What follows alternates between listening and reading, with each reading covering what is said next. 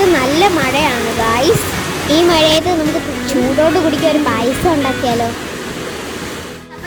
ഉണ്ടാക്കാൻ പോകുന്നത് മാമ്പഴ പ്രഥമനാണ്. അപ്പൊ അതിനായിട്ട് നമ്മൾ നല്ല പഴുത്ത മാമ്പഴം എടുക്കണം. ബർമസിലി ഇനി നമുക്ക് നല്ല നെയ്യിലിട്ട് വറക്കണം. ശർക്കര പാനിയാക്കിയിട്ടുണ്ട്, ചവ്വരിയും വേവിച്ചിട്ടുണ്ട്.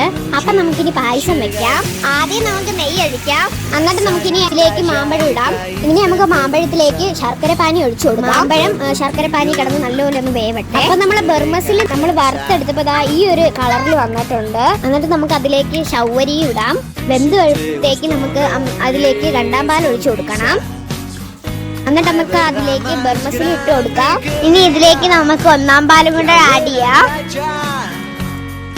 എന്നിട്ട് നമുക്ക് കുറച്ച് ഏലക്ക ക്രഷ് ചെയ്തെടുത്തതും കൂടെ ഇട്ട് കൊടുക്കാം. ഇനി നമുക്ക് ഇതിലേക്ക് കുറച്ച് നട്ട്സ് നെയ്യിൽ വറുത്തത് ഇട്ട് കൊടുക്കാം. അപ്പൊ ഇത്രേ ഉള്ളൂ, പായസം റെഡി ആയിട്ടുണ്ട്.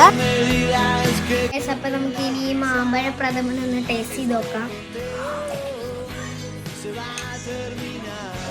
ഒന്നും പറയല്ല ഗൈസ്, സൂപ്പർ. നിങ്ങളൊന്ന് ട്രൈ ചെയ്ത് നോക്കണേ.